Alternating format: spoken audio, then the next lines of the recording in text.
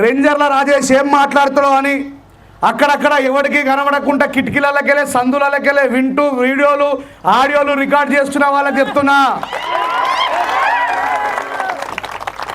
రాజా సింగ్ అనే ఒక మతోన్మాది ఈ వీడియో ద్వారా లక్షలాది మందికి పోతుంది.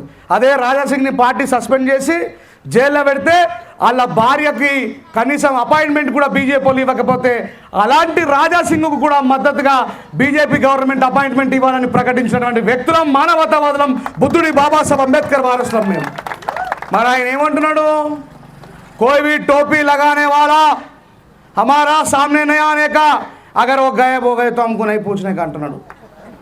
అంతకంటే డేంజర్ మాట్లాడుతున్నాడు ఆ బైరు నరేష్ గారు, అంతకంటే డేంజర్గా మాట్లాడుతున్నా నేను. అయ్యా, ఈ మాలామాదిగ జాతులను ఏ రోజైనా అరే మీరు మసీదులకు ఎందుకు వచ్చిండ్రా అని మిడుసులు పట్టుకొని బయటకు రూపంగా చూసిండ్రా? మాలామాదిగలు ఎప్పుడైనా ముస్లింలు అన్టచబుల్స్ అన్నారా? మీరు మాలామాదిగ వాళ్ళురా మా ఇళ్ళకు మా వాకిళ్ళకు రావద్దని ముస్లింలు అన్నారా? మరి ఎప్పుడైనా క్రైస్తవులు అన్నారా? చెప్పండి గట్టిగా. మరి మనని అన్టచబుల్స్ అంటున్నది గుళ్ళోకి రానివ్వంది ఎవరు? మరి హిందువులే కాబట్టి మరి హిందూ అని మాట్లాడకపోతే ఏమని మాట్లాడాలి?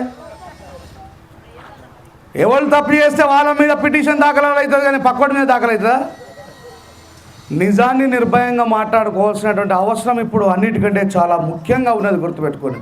అందుకే చెప్పిన, ఏమన్నా గొడ్డు మాంసం తిన్నోడు చిన్న కులమోడు, గొడ్డు పాలు తాగినోడు మధ్య కులపోడు, గొడ్డు ఉచ్చ తాగినోడు గొప్పోడట. ఎవడో తీటగా ఒక కింద కామెంట్ పెట్టిన ఒక తమ్ముడు, యూరిన్ అంటేనే మలినాలన్నీ కూడా బయటకు పోయేటి.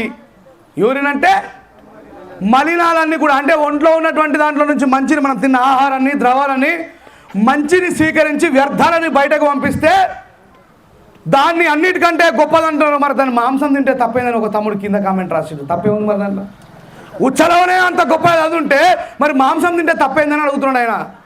ఈ దేశంలో వాళ్ళకి మాట్లాడే హక్కు ఉన్నదంటే అంటే ఒకప్పుడు మనకంటే ముందున్న తరాలకి మాట్లాడే హక్కు లేదు అని అర్థం.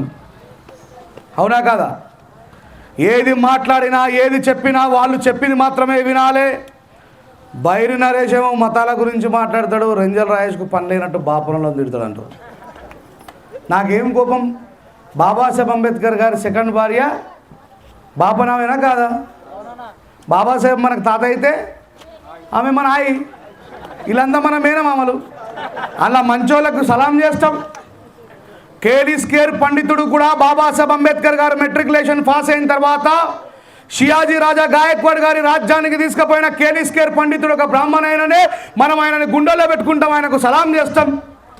మహాత్మా జ్యోతిబా ఫులేతో ఈ మతవాదులు మనువాదులను పిలువబడుతున్నటువంటి బ్రాహ్మణి ఆర్య బతుకొచ్చిన కొడుకులు శూద్రులను పడే వాళ్ళకి విద్యకు దూరంగా ఉంచాలన్న నాడు తాంతియా అనేటువంటి ఒక బాబాసాహెబ్ మన మహాత్మా జ్యోతిబా ఫులే గారి స్నేహితుడు దగ్గర ఉండి ఈ శూద్రులకు అక్షరం రావడానికి కారణమైన తాంతియా బ్రాహ్మణుడికి మేము సలాం చేస్తాం. మంచోళ్ళని మంచోళ్ళే అంటాం, బోలో మంచోళ్ళని మంచోళ్ళే అంటాం. మరిగా చెడ్డోళ్ళని కూడా మంచోళ్ళని ఎట్లా అంటాం? ఈ చిన్నాజీఆర్ స్వామి అనేటువంటి ఒక వ్యక్తి ఇట్లా మాట్లాడితే నొప్పి అవుతుంది. ఏమన్నాడు? ఆదివాసులు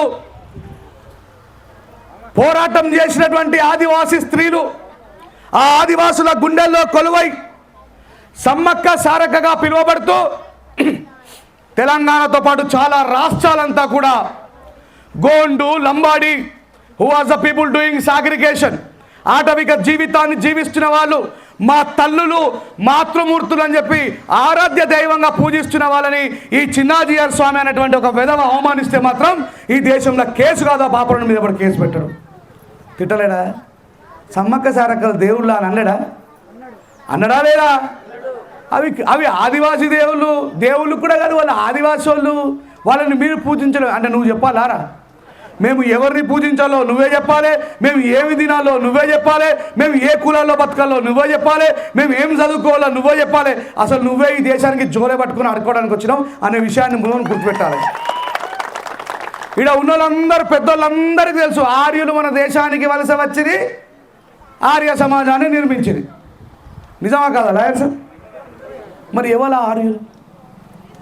బయటకు వెళ్ళి చూడండి ఎప్పుడన్నా, ధర్మపురిలో కావచ్చు, వేములవాడలో కావచ్చు, తిరుపతిలో కావచ్చు, దేవస్థానాలలో Aryavysya tiffin centre, Aryavysya tiffin centre, Aryavysya భోజనశాల.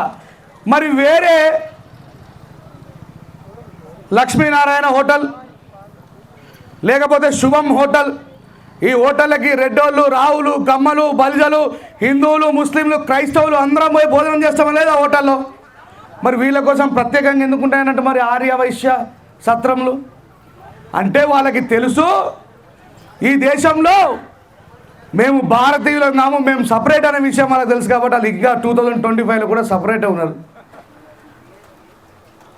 మరి ఈ విషయమో మనకు తెలియదు. బాబాసాహెబ్ అంబేద్కర్ గారి దగ్గర నుంచి పడితే, మహాత్మా పూలేతో పడితే అంటరానితనాన్ని పాటించింది ఎవరండి? ఆర్య బ్రాహ్మణులు కాదా? మరి దొంగని దొంగ అనకపోతే ఏమనాలి? దొంగని దొంగని అనాలి కదా. భారత రాజ్యాంగానికంటే ముందున్న రాజ్యాంగంలో రాసుకుంటాడు ఈ దేశంలో చదువు కేవలం ఒక కులానికి మాత్రమే హక్కు అని. ఏమని రాసుకుంటాడు? అధ్యానం అధ్యాపకం బ్రాహ్మణ నామకల్పయాత్ అనండి. అధ్యానం అధ్యాపకం బ్రాహ్మణ నామ కల్పయాత్. అధ్యానం అంటే నేర్చుకోవడం, అధ్యాపకం అంటే నేర్పడం.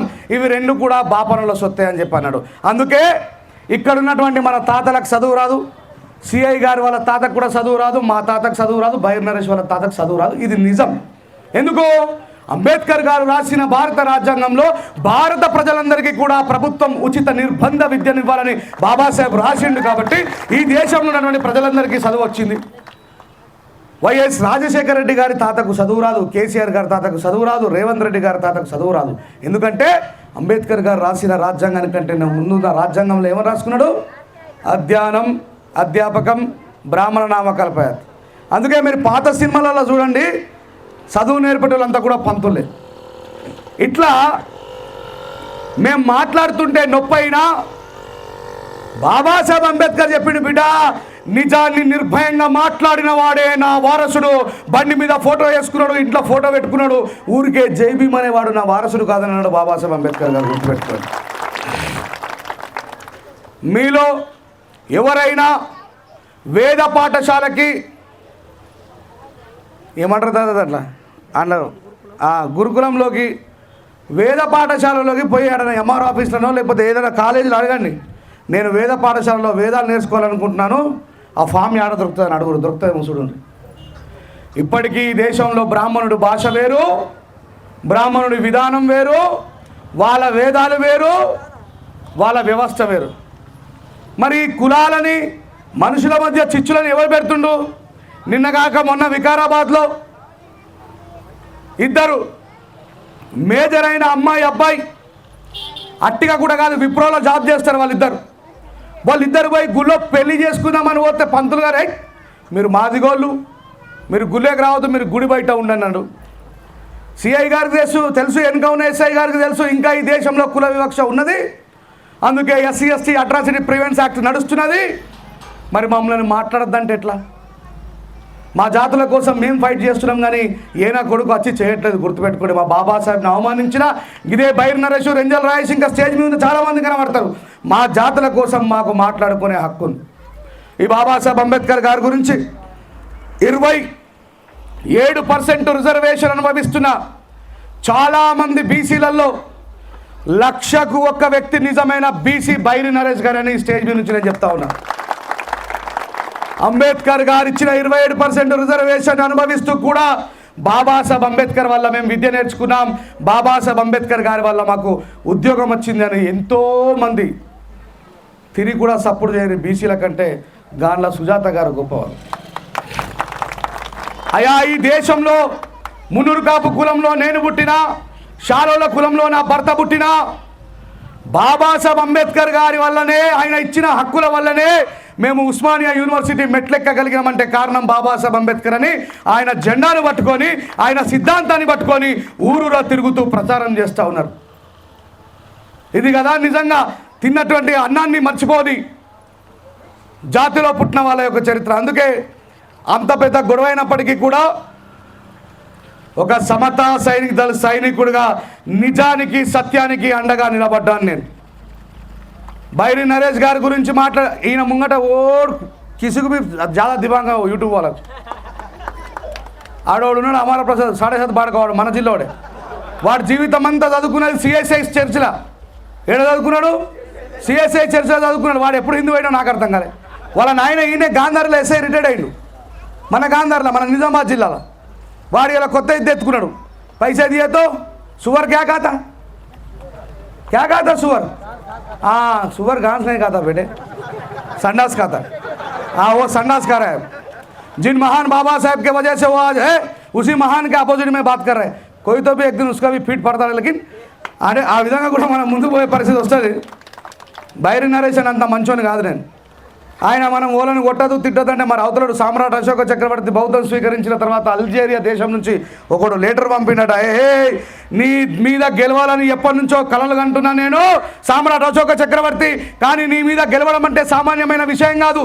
నువ్వు బుద్ధుడు అనేటువంటి ఒక సన్యాసి మార్గంలో నడుస్తున్నావట, ఇకపై నువ్వు యుద్ధం చేయవట, ఇగో నీపై ఫస్ట్ యుద్ధం నేనే ప్రకటిస్తున్నాను లెటర్ పంపిస్తాడు. ఎవరు?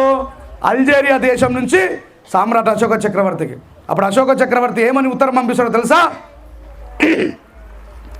మా జోలికి రానంత వరకు ఎవడు జోలికి పోతున్నాడు బుద్ధుడు, కానీ మా జోలికి వస్తే ఈ బలగొట్టుకున్నాడు. మరి నేను రెడీగా ఉన్నా, మళ్ళా కత్తి పట్టుకొని సిద్ధంగా ఉన్నా. బిడ్డ రెడీ అంటే వామ్మో నువ్వు సన్యాసి మార్గంలో నడుస్తున్నావు అనుకున్నా, కానీ నువ్వు ఇంత అంటే సందర్భాన్ని బట్టి ప్రతిఘటించాలి. మనము ఎప్పుడైనా అవతలోనికి మన సంఘటిత శక్తితోని చెప్పి నిన్నారు కదా యూనిఫామ్ వేసుకొని ఉండాలని చెప్పి, వీళ్ళని చూస్తే ఊళ్ళో ఏమనిపిస్తుంది? కొత్త పోలీసులు వచ్చారేమో అమ్మ ఊళ్ళో అనుకుంటారా? బాబాసాహెబ్ అంబేద్కర్ గారు సమతా సైనిక్ దళ స్థాపించింది సెల్ఫ్ ప్రొటెక్షన్ కోసం. దేనికోసం? సెల్ఫ్ ప్రొటెక్షన్ కోసం. 1000 మంది సమతా సైనికులు పక్క ఊర్లో అంబేద్కర్ గారి విగ్రహాన్ని పెట్టనీయమని కొద్దిమంది మూర్ఖులు వాదించినప్పుడు ఏం చేయదు, చేతిలో లాఠీ తీసుకోవాలా, యూనిఫామ్ తీసుకోవాలా, ఏడైతే విగ్రహాన్ని పెట్టద్దన్నారో ఆ 1000 మంది యూనిఫామ్ పెట్టుకుని అక్కడ కూర్చోవాలా. వస్తారు వాడు దగ్గర, మనం కొట్టాల్సిన అవసరం లేదు.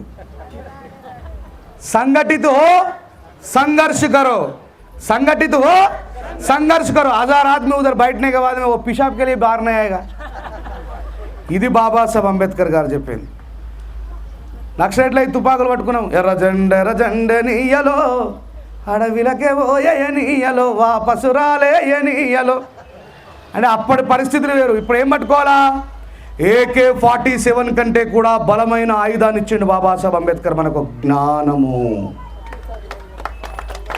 జ్ఞానానికి అజ్ఞానానికి విజ్ఞానానికి మధ్య ఒక చిన్న తేడా చెప్తా. పెండ ఉంటుందిగా, పెండ గోబర్ అర్థమవుతుంది అమ్మ తెలుగు అందరికి? ఈ గోబర్ ఉంది కదా పెండ, మనం ఏదైనా కొత్తగా పెళ్ళికి పోదామని చెప్పి మంచి బట్టలు తయారైపోతున్నాం, రోడ్డు మీద పెండ కనిపించింది అనుకో, ఏం చేస్తారు జ్ఞానవంతులు? మెల్లిగా దాని మీదకి వెళ్ళి దాటిపోతారు కదా, పూసుకోం కదా, సెంటు వాసన వస్తుందని చెప్పి పూసుకోం కదా. జ్ఞానవంతులైతే అది పెండని దాన్ని ముట్టద్దు అని దాన్ని దాటి వెళ్ళిపోతారు. విజ్ఞానవంతులైతే ఏం చేస్తారు? ఆ పెండని తీసుకొని వచ్చి గోబర్ గ్యాస్ తయారు చేసి సమాజానికి అందిస్తారు. గోబర్ గ్యాస్ తయారు చేస్తారా చేయరా? కానీ మతం ఏం చేస్తుంది? గొబ్బెమ్మల్ని చేసి దాని మీద పువ్వులు వేసి దాని చుట్టూ తిప్పుతుంది. ఇట్లా తిప్పదా? ఇది అజ్ఞానానికి విజ్ఞానానికి జ్ఞానానికి ఉన్న తేడా. బాబాసాహెబ్ అంబేద్కర్ గారు మనల్ని జ్ఞానం నుంచి విజ్ఞానానికి ప్రమోట్ కమ్మన్నారు, కానీ అజ్ఞానానికి కాదు. మై MBBS డాక్టరు మై గాయగా మూత్ పీరావు అని ఒకటి వీడియో పెట్టిండు. ఓరే నీ అమ్మ పాడైపోని, ఎటు తీసుకుపోతున్నారు ఈ దేశాన్ని? ఈ విషయాన్ని మాట్లాడొద్దంటే ఎట్లా? ప్రపంచంలోనే అత్యుత్తమైనటువంటి దేశము భారతదేశము. ఇక్కడ కులాలు మతాలు భాషలు వర్ణాలు వైషమ్యాలు ఉన్న మనుషులంతా కూడా భారతీయులుగా ఉండాలని చిన్నప్పటి నుంచే మనకు అలవాటు చేస్తారు. స్కూల్కి పోయిన వాళ్ళు చేయలేకపోయిన ఎంతమంది, స్కూల్ చదువుకున్న వాళ్ళు ఎంతమంది ఉన్నారు ఈ మీటింగ్లో? మనం అందరం స్కూల్లో ఏమని చదువుకున్నాం? భారతదేశం భారతీయులందరూ. మరి మళ్ళీ హిందూ ముస్లిం క్రిస్టియన్లు ఆడికి వచ్చారా? రాజ్యాంగమే చెప్తున్నది ఏమని? భారతదేశం నా మాతృభూమి, భారతీయులందరూ నా. రాజ్యాంగం కంటే గొప్ప అవి. फिर कोरोना का टाइम में सब बंद हो गया, किधर चले गए ये सब? పోలీస్ రాజ్యాంగాన్ని పాటించేవాళ్ళు, డాక్టర్లు రాజ్యాంగాన్ని చట్టాన్ని పాటించేవాళ్ళు, సంఘ సంస్కర్తలు రాజ్యాంగాన్ని చట్టాన్ని పాటించేవాళ్ళు. పోలీసులు బయట లేకపోతే కరోనా టైంలో ఏమైంది? శుక్లాం వరదనం విష్ణుం శశివర్ణం చతుర్భుజం బంద్ హో గయా, లా ఇలాహ ఇల్లల్లాహ్ ముహమ్మద్ రసూలల్లాహ్ బంద్ హో గయా, దయగల రాజా గొప్ప దేవుడా మహోన్నతుడా యేసయ్యా రే బంజయ్ ఇబ్బల ఉడుతులు వెనకకెళ్ళే పోలీసులు వచ్చి. అగర్ దేవుడు ఉంటే నీ కోసం దేవుణ్ణి ఉంచుకో, కానీ నీ గడప లోపల మాత్రమే దేవుడు గడప దాటితే భారతదేశం అనే విషయాన్ని గుర్తుపెట్టుకోవాలి. చాలా ఎగ్జాంపుల్స్ చెప్పిన ఈ ఊరు నుంచి పక్క ఊరికి ఏదైనా స్టూడెంట్ చదువుకున్న అమ్మాయి పోతే ఎవడైనా పోకిరోడు ఆమెను గెలికిండనుకో, అల్లా అంటే ఫరిస్తాల్ని పంపడు, ఏసయ్య అంటే దేవదూతల్ని పంపడు, రామ అంటే హనుమంతుని పంపడు, సెల్ ఫోన్ తీసి 100కు డయల్ చేస్తే పోలీసులు వచ్చి రక్షిస్తారు. అదే భారత రాజ్యాంగం, అదే చట్టం అనే విషయాన్ని గుర్తుపెట్టుకోండి. నరేంద్ర మోడీ అయినా, ఊర్లో ఉన్న వార్డు మెంబర్ అయినా ఏమైనా దైవీయ ప్రమాణం చేస్తారు, భారత రాజ్యాంగమే. ఓడికి కూడా రాజ్యాంగం తెలియదు. మళ్ళీ గతరని ఒక పాటలు రాస్తాడు, రాజ్యాంగం మొదటి పేజీ కళ్ళు తెరిసి చూసుకోండి, మనిషికి జీవించే హక్కు, మనిషికి మాట్లాడే హక్కు, భాష హక్కు, మతం హక్కు, పత్రికల్లో ప్రకటన హక్కు. ఇది మానవాదికులకే ఇచ్చిన బాబాసాహెబ్ అంబేద్కర్ ఈ హక్కులన్నీ. రేవంత్ రెడ్డి గారిని